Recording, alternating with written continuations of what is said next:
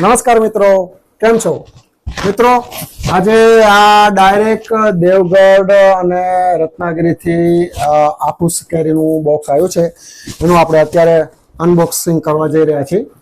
આ બોક્સ જ્યારે તમે લેવા જાઓ કોઈ બી વેપારી પાસેથી લો, મારી પાસેથી લઈ તો કોઈ પ્રોબ્લેમ નથી તમારે, કેમ કે અમે બધું બરાબર જોઈને ચેક કરીને પૂરું પ્રોપર માન લાવતા હોય છે અને પ્રોપર જ આપવાનો અમારો પ્રયત્ન હોય છે. પરંતુ માનો કે તમે ક્યારેય બહારથી માલ લો તો તમારે કયા કયા પોઈન્ટ ધ્યાનમાં રાખવા જોઈએ એ હું તમને આજે બતાવીશ.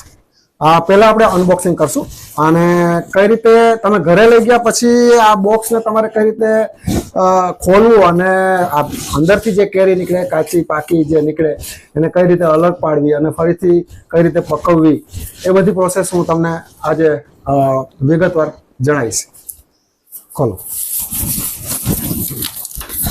આની નીચે લઈને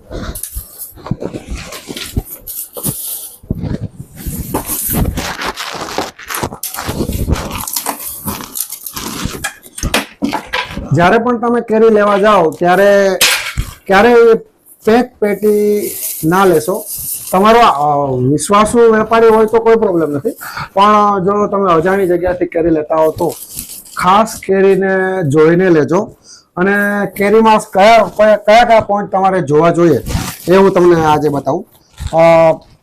જો ઓરિજિનલ રત્નાગીરી કેરી હશે તો એક તો સાઇઝમાં મીડિયમ હશે. પછી બીજું તમારે શું જોવું જોઈએ કે આમાં જે વ્હાઈટ દાણા પડેલા હશે અને વ્હાઈટ દાણો છે એ પીળો થઈ ગયેલો હોવો જોઈએ. કેરીનો ઉપરનો દાંડલાનો જે ભાગ છે એ નીચે આવી ગયેલો હોવો જોઈએ. કેરી લાંબી નહીં પણ એકદમ ગોળ થઈ ગયેલી હોય અને સૂંઘવાથી એની એક સ્મેલ અલગ પ્રકારની બહુ જોરદાર મધુર મીઠી સ્મેલ આવતી હોય છે. એ સ્મેલ લઈ જવાની. સ્મેલ જો મધુર મીઠી હશે તો એ કેરી કોઈ પણ કેમિકલ વપરાયા વગરની અને ઓરિજિનલ નેચરલી પાકેલી અને પ્રોપર ટાઈમે ઉતરેલી કેરી હશે એવું તમે માની શકો. જ્યારે કેરી ખોલો ત્યારે પહેલી વખત જ્યારે ખોલો ત્યારે જેટલી કાચી લીલી, માનો કે આવી કેરી છે, આ લીલી છે કેરી, આને કદાચ જે 4-5 દિવસ પાકતા વાર લાગશે, તો આને અલગ કરો. અને જે આવી કેરી છે પાકી, આને લગભગ આ તમારે 1 કે 2 દિવસમાં ખાઈ શકો એવી કેરી છે, એટલે એને તમારે અલગ કરવી પડશે. એટલે જે આપણે રવિભાઈ છે, મારો જોડીદાર છે, એક્સપિરિયન્સ પર્સન થઈ ગયો છે મારી ભેગો રહીને, અને કેરીમાં હવે એમની સૂઝ સારી છે, તો લગભગ એ જ કરતા હોય છે આપણું શોર્ટિંગનું કામકાજ. તો જુઓ અત્યારે શોર્ટિંગ કરીએ છીએ અમે. પાકી કેરી આ કેરેટમાં મૂકી છે અને કાચી આમાં મૂકી છે.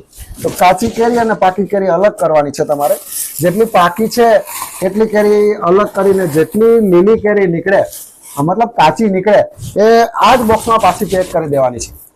કેમ કે જો પેક નહીં કરો તો એને પાકતા વાર લાગશે. પાકશે તો ખરી, તમે ખુલ્લી રાખશો તો કેરી પાકશે. જો પ્રોપર ટાઈમે અને નેચરલ કેરી હશે તો એને પાકવું જ પડે અને પાકશે, પણ ખુલ્લી રહે તો કેરીને વાર લાગે.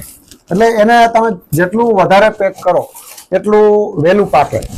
તો જેટલી પાકી કેરી એને ખાલી સાદા કોરુકેટેડ બોક્સમાં મૂકી અને નીચે પેપર રાખો, એક ઉપર પેપર રાખો અને એને સાદી ચાદરથી ઢાંકી દો. અને જો આવી કેરી થઈ ગઈ હોય તો આ તમે 2 દિવસ પછી ખાઈ શકો એવી કેરી થઈ જાય. અને જો કેરી લીલી હોય, આવી લીલી હોય, તો આને કદાચ 4-5 દિવસ લાગે. તો આને આવી કેરી લીલી વધારે હોય તો એ આ જ બોક્સને ફેંકી નથી દેવાનું, પહેલાં આને રાખવાનું છે જ્યાં સુધી કેરી પૂરી પાકે નહીં ત્યાં સુધી. તો આવી જે લીલી કેરી હોય ફરીથી આ જ બોક્સમાં તમારે પાછી મૂકી દેવાની. ફરીથી એ ઘાસ ને પેપર ને જે પણ હોય એ ઉપર ઢાંકી અને આ જે બોક્સ છે લાકડાની પેટું, એને તમારે કપડાથી કે કંકણથી ઢાંકી દેવાનું. અને 2-3 દિવસ પછી આ પણ કેરી આ જે આ પીળી છે એના જેવી થઈ જશે.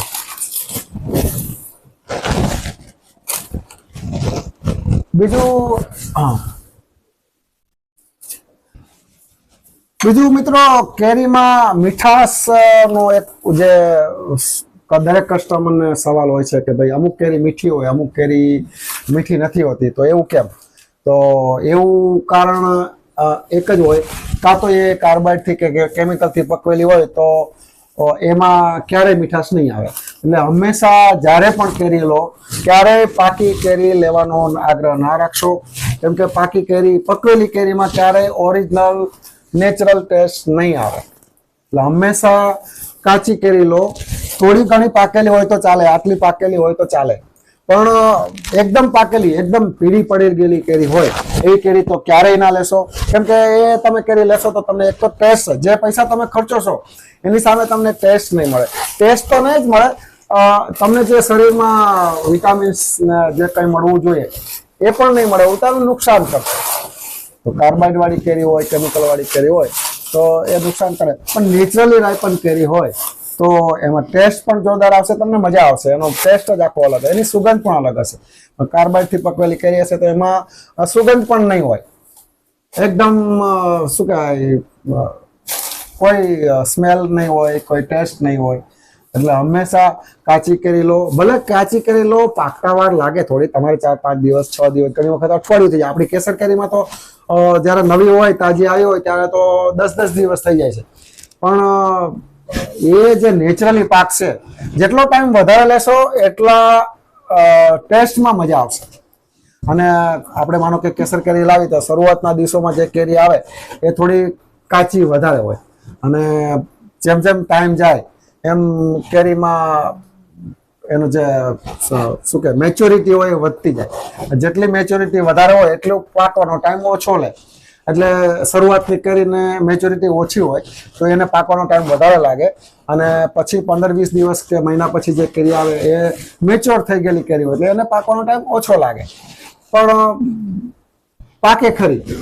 મેઇન વસ્તુ, એક વસ્તુ ખાસ એ પણ જોઈ લેવાની કે પણ જ્યારે તમે કેરી લો, ભલે લીલી કેરી હોય તો પણ એક કેરી તમે પેટી લાવો કે કેસર કેરીમાં તો આપણે કોરુગેટેડ બોક્સ આવે છે અને આફૂસમાં લાકડાના બોક્સ આવે.